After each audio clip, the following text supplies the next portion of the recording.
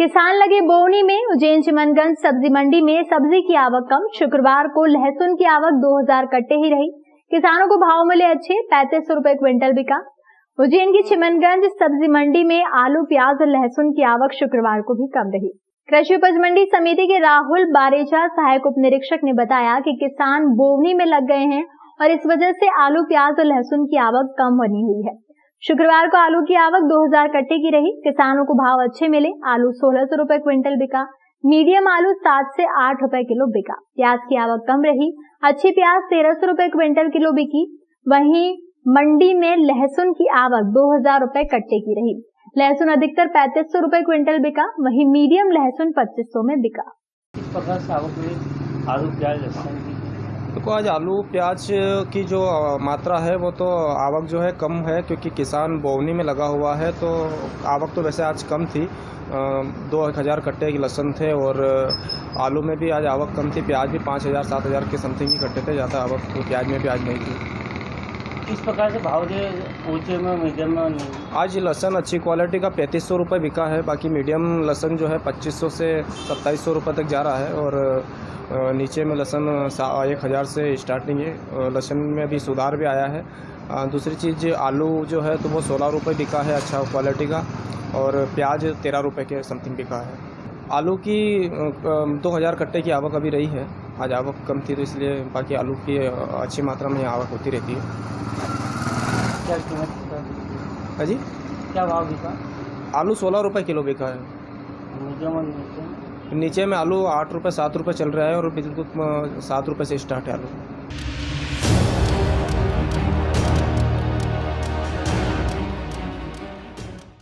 Soni entertainment television को अपने विशेष non fiction कार्यक्रमों के लिए जाना जाता है, जो हमेशा अपने दर्शकों को एक से बढ़कर एक वीकेंड शोज दिखाता रहता है।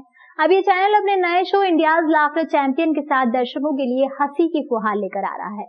देश भर में अलग अलग उम्र के कलाकारों के स्टैंड अप एक्ट की एक बेमिसाल पेशकश के साथ इस शो में दर्शकों को हर तरह की कॉमेडी देखने को मिलेगी, जहां कंटेस्टेंट इंडियाज लाफ्टर चैंपियन का प्रतिष्ठित खिताब जीतने के एकमात्र उद्देश्य के साथ अपने बेस्ट गेम पेश करेंगे। वाणिज्य एशिया और एसके टीवी द्वारा निर्मित इंडियाज लाफ्टर चैंपियन का प्रीमियर 11 जून को होगा और ये हर शनिवार और रविवार रात 9:30 बजे सिर्फ सोनी एंटरटेनमेंट टेलीविजन पर प्रसारित होगा।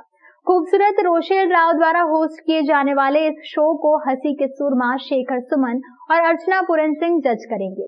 इस कॉमेडी शो की सबसे बड़ी खासियत ये है कि कई वैरायटी लाफ्टर चैंपियन शो में देखने को मिलेगी।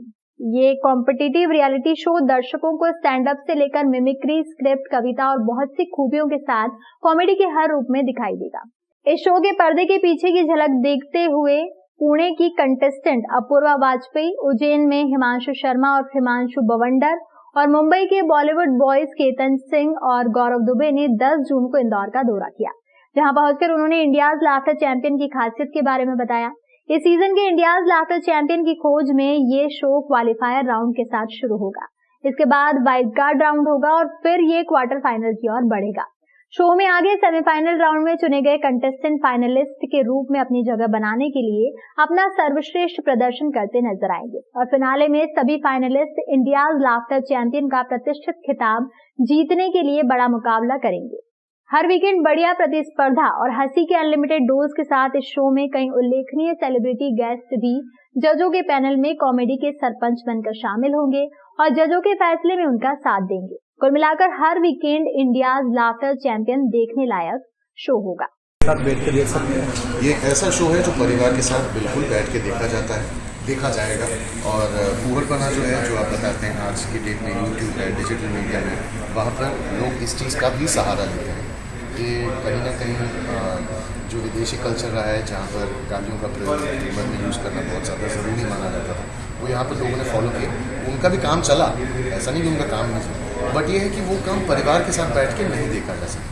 मध्य प्रदेश का नाम तो ऑलरेडी बाबा महाकाल की वजह से रोशन है, खजुराहो की वजह से रोशन है, ओरछा की वजह से रोशन है। मुझे आवश्यकता नहीं है। और रही बात कंपटीशन की, मैं एक हास्य कवि हूँ और हास्य कलाकार हूँ। मैं सिर्फ ये जानता हूँ कि मुझे लोगों को हंसाना है। मैं जीतूंगा, कहाँ तक पहुँचूंगा, कहाँ तक नहीं पहुँचूंगा, ये बाबा महाकाल की मर्जी है। बस मेरा ये प्रयास रहेगा कि शुद्ध हाथ, जैसा आपने कहा कि अश्लीलता फुहड़ता आ गई है, निश्चित तौर पर आई है, लेकिन आप एक बात ये भी ध्यान रखिए कि इतने सारे कॉपीराइट्स हैं हम लोगों के ऊपर आज स्टेज पे, और सबसे बड़ी बात टेलीविजन पे कॉमेडी करना बहुत ज्यादा कठिन है, और वो कठिन काम मैं कर रहा हूँ, इस चीज की मुझे खुशी है।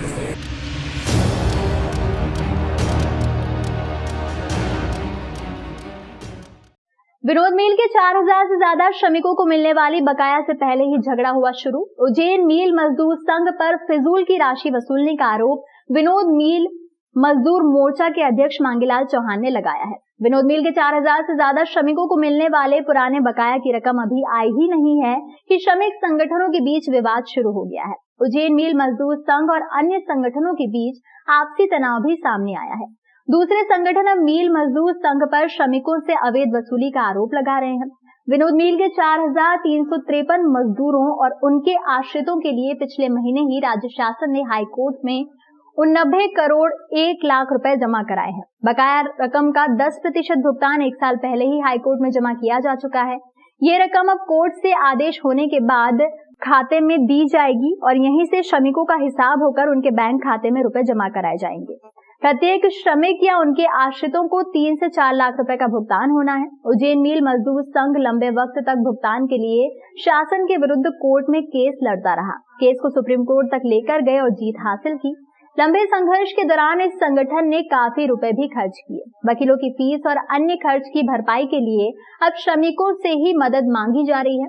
इसी का कुछ संगठन विरोध कर रहे हैं। विनोद विमल मिल मजदूर मोर्चा के अध्यक्ष मांगीलाल चौहान ने आरोप लगाया है कि उज्जैन मिल मजदूर संघ मजदूरों से फिजूल की राशि वसूल रहा है, जबकि मजदूरों से पूर्व में भी राशि वसूली गई थी वही ज्यादा है। कि विनोद मिल के मजदूरों को अब ना पैसा चंदा नाम की कोई चीज़ नहीं लेना चाहिए।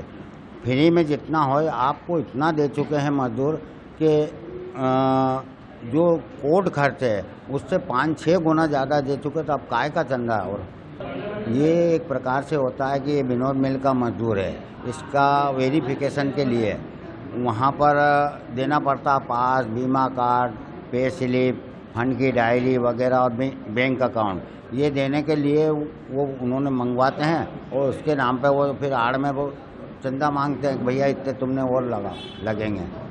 वहीं उज्जैन मिल मजदूर संघ के अध्यक्ष ओम प्रकाश भदौरिया ने सभी आरोपों को निराधार बताया है।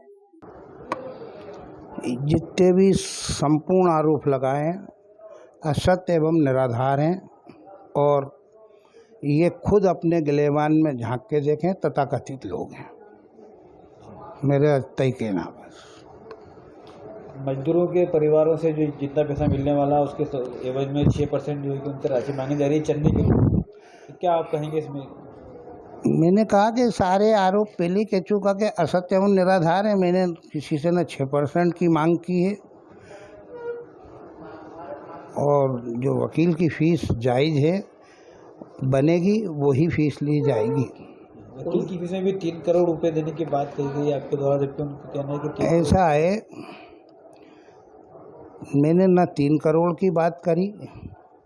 मेरा ये कहना है कि 31 साल से संस्था इस केस को लड़ रही थी और 31 साल में काफ़ी खर्च हुए हैं और तमाम तरह के खर्च हैं, विधि खर्च हैं, फीसें हैं, वे सब समायोजन की जाएगी।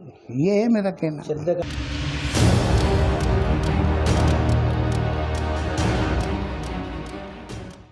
पैगंबर मोहम्मद पर भाजपा की प्रवक्ता नुपुर शर्मा द्वारा टिप्पणी करने के मामले में उज्जैन शहर में एक फर्जी व्हाट्सएप मैसेज पिछले 2 दिनों से वायरल हो रहा है, जिसमें पुलिस प्रशासन ने मस्जिदों के बाहर सुरक्षा बढ़ाई है। पैगंबर हजरत मोहम्मद पर भाजपा की प्रवक्ता नुपुर शर्मा द्वारा टिप्पणी करने के मामले में उज्जैन शहर में एक फर्जी व्हाट्सएप मैसेज पिछले 2 दिनों से वायरल हो रहा है, जिसमें भारत बंद सहित शहर बंद की अपील की जा रही थी। शहर के कई मुस्लिम व्हाट्सएप ग्रुप में ये मैसेज वायरल हो रहा था और साथ ही कई लोग अपनी डीपी पर या स्टोरी पर भी ये मैसेज लगा रहे थे, जिसके बाद शहर में मुस्लिम क्षेत्रों में भारी संख्या में पुलिस बल तैनात किया गया। शहर के तोपखाना, केडीगेट और खजूर वाली मस्जिद में पुलिस बल के साथ सीआरपीएफ का बल भी तैनात किया गया। हालांकि शहर काजी उज्जैन खलीकुर रहमान ने गुरुवार शाम को ही इस मैसेज के गलत होने के बारे में मुस्लिम समाज को जानकारी दे दी थी और कहा था कि इस तरह का कोई भी भारत बंद का सहयोग उज्जैन में नहीं किया जा रहा है और शहर में बाजार आम दिनों की तरह ही खुले रहेंगे।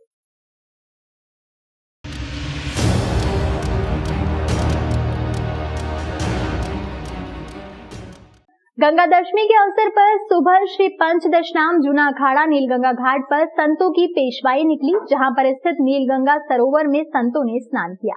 संतों की शोभा यात्रा में बड़ी संख्या में संतों ने हिस्सा लिया। इस दौरान नजारा कुंभ जैसा दिखाई दिया। नीलगंगा चौराहा स्थित नीलगंगा घाट पर गुरुवार को सुबह सिंहस्थ कुंभ जैसा नजारा दिखाई दिया। पड़ाव स्थल पर सुबह से ही संतों की पेशवाई प्रारंभ हुई। ये पेशवाई जूना अखाड़ा घाट पहुंची। पेशवाई में जूना अखाड़ा के संत महात्मा के साथ ही अन्य महामंडलेश्वर और भक्त भी शामिल हुए। नीलगंगा सरोवर घाट पर पहुंचने के बाद सभी ने स्नान किया। श्री पंचदशनाम जूना अखाड़ा के अंतर्राष्ट्रीय प्रवक्ता महेंद्र नारायण गिरी महाराज ने बताया कि जूना अखाड़ा द्वारा 2017 से नीलगंगा घाट पर गंगा दशहरा के अवसर पर पूजन और स्नान किया जाता है। घाट पर गुरुवार को मां नीलगंगा की महाआरती के साथ ही संत और भक्तजनों का भंडारा आयोजित हुआ। इस अवसर पर हरियाणा से आए जंगम जोशी बाबा द्वारा शिव स्तुति और बालिकाओं द्वारा गंगा स्तुति की प्रस्तुति दी गई। कार्यक्रम में शामिल होने के लिए जूना अखाड़ा के महामंडलेश्वर स्वामी महेंद्र आनंद गिरी महाराज, साध्वी महामंडलेश्वर जय अंबागिरी माता पहुंचे हैं। शाम को 108 फीट की ध्वजा लहराई गई।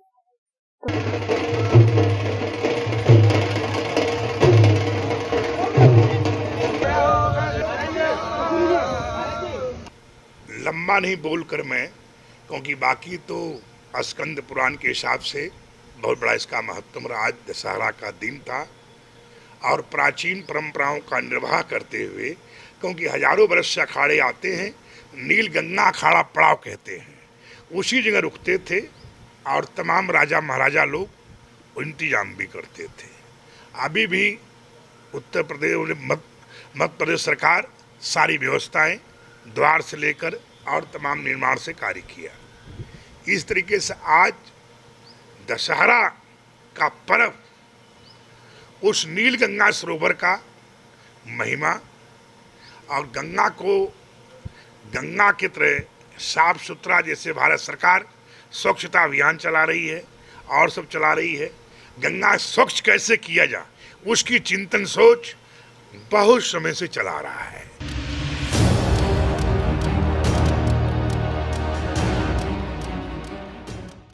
कांग्रेस से महापौर की उम्मीदवार घोषित होते ही विधायक महेश परमार ने चिंतामन गणेश और बाबा महाकाल का आशीर्वाद दिया। कहा कि मैं शहर के हित के लिए हर संभव प्रयास करूंगा जिससे शहर का विकास हो। उज्जैन नगरीय निकाय चुनाव का बिगुल बज चुका है। बीजेपी कांग्रेस और नगरीय निकाय चुनाव को लेकर जोर शोर से तैयारी कर रही है, जिसको लेकर बीजेपी और कांग्रेस लगातार कार्यकर्ताओं में सामंजस्य बैठाने के लिए बैठकों का दौरा कर रही है। कांग्रेस ने महापौर पद के उम्मीदवार की घोषणा कर दी है। कमलनाथ ने विधायकों के ऊपर ज्यादा विश्वास जताते हुए उज्जैन महापौर पद के उम्मीदवार महेश परमार पर विश्वास जताया है। जैसे ही उनका महापौर पद के लिए नाम घोषित हुआ, वो सबसे पहले देव स्थलों पर आशीर्वाद देने पहुंचे। उन्होंने सबसे पहले चिंतामन गणेश में गणपति महाराज से आशीर्वाद दिया और उसके बाद देवों के देव महाकाल के दरबार में आकर विधि विधान से पूजा अर्चना कर आशीर्वाद दिया। उसके बाद चुनाव प्रचार करने के लिए कमर कसते हुए कार्यकर्ताओं और कांग्रेस के जिला अध्यक्ष, शहर अध्यक्ष के साथ संबंधित मुद्दे उठाते हुए मैदान में उतर चुके हैं। वहीं बाबा महाकाल का आशीर्वाद लेने के बाद अवंतिका न्यूज से खास चर्चा में उन्होंने कहा कि शहर हित के लिए हर संभव प्रयास करूंगा जिससे शहर का विकास हो, क्योंकि सालों से बीजेपी का विधायक, सांसद, महापौर रहा है। इसके बाद भी उज्जैन में जिस प्रकार के विकास की गति होनी चाहिए वो नहीं हो पाई, चाहे वो टाटा के कारण सड़कों का नाश हो या कई लोगों की टाटा प्रोजेक्ट के तहत होने वाली मौत हो। वहीं शिप्रा शुद्धिकरण को लेकर भी उन्होंने कहा कि शिप्रा शुद्धिकरण जिस प्रकार होना चाहिए वो बीजेपी के महापौर, सांसद और विधायक नहीं कर सके। मैं अगर महापौर का चुनाव जीतता हूं तो सबसे पहले मेरा प्रयास होगा कि मां शिप्रा का जल शुद्ध हो। उज्जैन में जिस प्रकार सड़कों की दुर्गति हो चुकी है वो दुरुस्त करना और भी अन्य मुद्दों पर अवंतिका न्यूज से विशेष चर्चा की और कमलनाथ के प्रति उन्होंने आभार जताया कि कमलनाथ ने मुझे महापौर पद के लिए विश्वास जताया तो मैं उनके विश्वास पर 100% खरा उतरूंगा। रही बात उज्जैन के समीकरण की तो उन्होंने कहा कि हमेशा बेरवा समाज से दावेदार होता है, लेकिन इस बार मैं सभी समाज को लेकर साथ में चलूंगा। कांग्रेस के जितने भी वरिष्ठ और कार्यकर्ता हैं और युवा कार्यकर्ता हैं, मैं ऊर्जा के साथ सबको साथ में लेकर चुनावी मैदान में उतरा हूं और निश्चित ही मैं शहर के लिए विकास की गंगा बहा दूंगा। उम्मीदवार बनाया। आज हमने सबसे पहले भगवान चिंतामण गणेश जी के दर्शन किए, उनका आशीर्वाद लिया और भूत भगवान महाकाल जी का आशीर्वाद लिया और हमने शुरुआत की शहर कांग्रेस अध्यक्ष के नेतृत्व में कि आने वाले समय में हम महापौर का चुनाव कैसे लड़ें और किन मुद्दों को लेकर उज्जैन की जनता जनार्दन के सामने जाएं।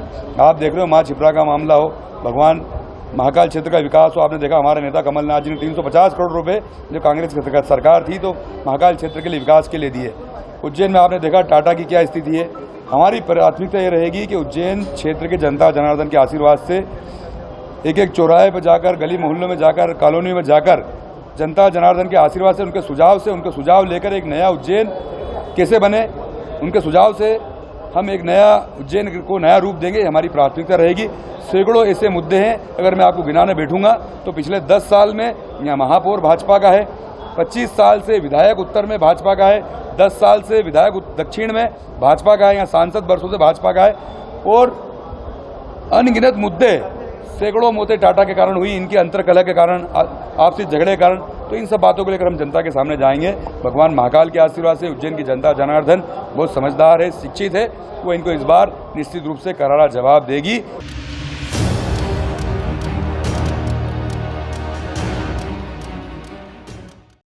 कोतवाली पुलिस ने 2 माह पहले चोरी की गई मोटरसाइकिल को बरामद कर 2 आरोपियों को गिरफ्तार किया। दोनों आरोपियों को आज न्यायालय में पेश किया गया, जहां से उन्हें पुलिस रिमांड पर भेज दिया गया।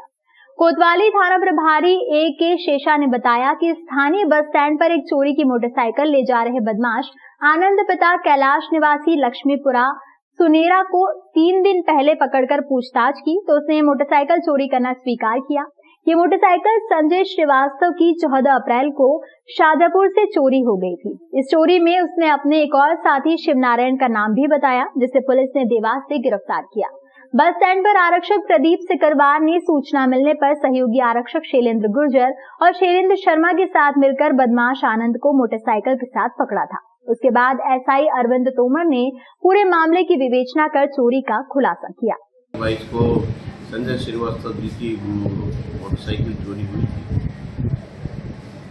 टाइमिंग के बाद अज्ञात आरोपियों की तलाशी की जा रही थी।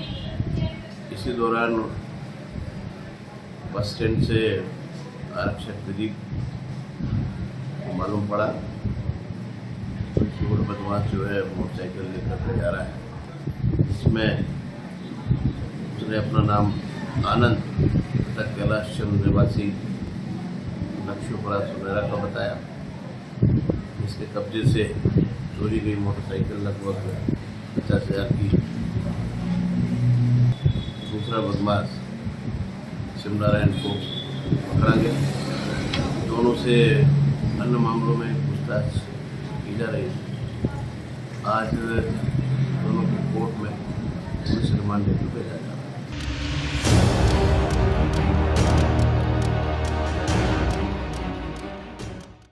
नेपानगर में मानसून के दस्तक से ठीक पहले गुरुवार रात अचानक आए तूफान से कई गांवों में सैकड़ों किसानों की केले की फसल जमींदोज हो गई। तेज आंधी और तूफान के चलते नेपानगर के आसपास 1 दर्जन से अधिक गांवों के सैकड़ों किसानों की केला फसल जमींदोज हुई है। सीजन की पहली कटाई से पहले किसानों की उम्मीदों पर मौसम ने पानी फेर दिया है। अचानक आई आंधी से लाखों रुपए का नुकसान किसानों को हुआ है, जिससे उनके माथे पर चिंता की लकीरें उभर आई है। जिला कलेक्टर ने राजस्व विभाग को सर्वे करने के निर्देश दिए हैं।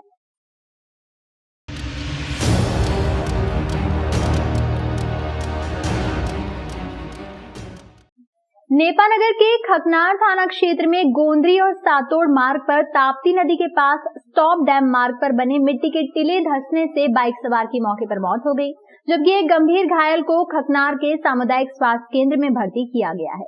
जानकारी के अनुसार गोंदरी निवासी 45 वर्षीय सूपाराम सालिकराम बाइक से अपने घर जा रहा था। सातोड़ निवासी 40 वर्षीय राजकुमार सालिकराम ने उनसे लिफ्ट मांगी।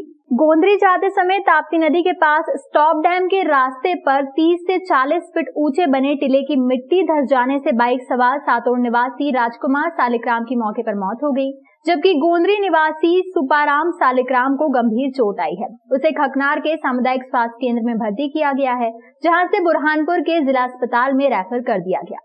घटनास्थल पर खकनार के तहसीलदार सुंदरलाल ठाकुर, डेढ़तलाई चौकी प्रभारी दिलीप सिंह घटनास्थल पर मौजूद है।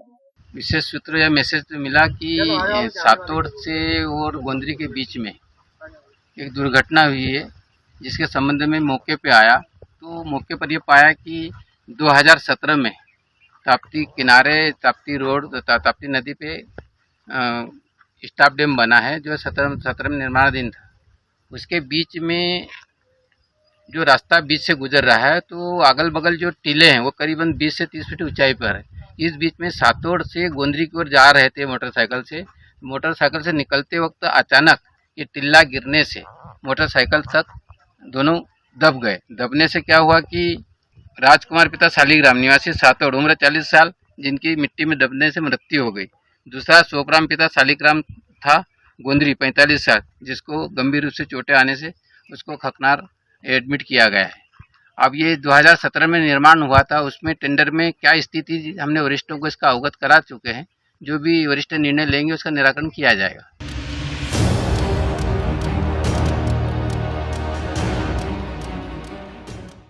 राजगढ़ कलेक्ट्रेट कार्यालय में शासकीय योजनाओं में भ्रष्टाचार और लीपापोती की दर्जनों शिकायतें देखने को मिल रही हैं। ऐसा ही एक मामला ग्राम देहरा में देखने को मिला, जहां एक जिंदा किसान को मृत घोषित कर दिया गया। कलेक्ट्रेट कार्यालय में शिकायती आवेदन लेकर पहुंचे ग्राम देहरा निवासी करण सिंह और बद्री तंवर ने बताया कि पीड़ित किसान 1 साल से पीएम सम्मान निधि की राशि खाते में डलने का इंतजार कर रहा था, लेकिन जब राशि नहीं आई तो स्टेटमेंट चेक किया, जिसे देखकर वो दंग रह गए, जिसमें उन्हें मृत घोषित किया गया। एक जिंदा किसान को मृत घोषित किया गया है। इस बात को लेकर ग्रामीणों ने लापरवाही बरतने वाले कर्मचारी पर उचित कार्रवाई की मांग करते हुए योजना के लिए मृत घोषित किए गए स्टेटस में सुधार करने की गुहार लगाई है। मैं समस्या लेकर आया हूँ कि मेरी जो पीएम किसान सम्मान निधि जो डलती थी वो 7वीं किस्त डल चुकी और 8वीं किस्त नहीं डली, तो मैंने सोचा कि अभी डल जाएगी। फिर मैंने कंप्यूटर से स्टेटमेंट निकाला तो इसमें मेरे को मृत बताया गया है। तो इसी कारण मैं श्रीमान से निवेदन करता हूँ कि मेरी ये मृत बताया गया, मैं जिंदा हूँ जब भी मृत बताया गया है। तो ये कौन अधिकारी ने लापरवाही करी, कैसे किया हुआ, ये हमें कोई मालूम नहीं है। जिम्मेदारों से जब आपने बात की तो उनका क्या कहना है इसमें? उनका कहना है कि हमें भी जानकारी नहीं, हम बात करके बताएंगे। क्या सही जानकारी कोई नहीं बता पा रहा। और इनको ये पीएम सम्मान निधि का ऑनलाइन जो रसीद निकलती है वो रसीद है, ये मेरे हाथ में पकड़ा हूँ और इनको 7 किस्त मिल चुकी है और 7 किस्त मिलने के बाद में 8वीं किस्त जनरेट नहीं हुई है अभी तक और इनको स्टेटस में मृत बताया गया है। तो और व्यक्ति जिंदा है फिर भी मृत बताया गया है और मृत बता करके है पीएम सम्मान निधि का पैसा काटा गया है और अभी तक पैसा नहीं मिल रहा है। और संबंधित अधिकारी के ऊपर कड़ी से कड़ी कार्रवाई की जाए और हमारे साथी भाई को पैसा मिले और चालू करवाएं।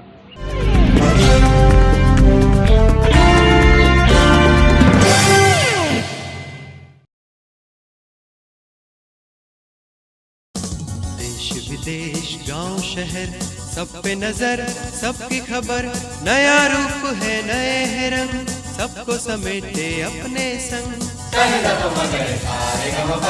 आपका अपना शहर का सपना दैनिक अवंतिका, दैनिक अवंतिका, दैनिक अवंतिका। राजनीति फिल्मी बातें सब कुछ ही हम इसमें पाते, घर होटल ऑफिस या दफ्तर, क्लर्क प्यून या हो फिर अफसर, सबका चहेता सबका प्यारा दैनिक अवंतिका, दैनिक अवंतिका, दैनिक अवंतिका।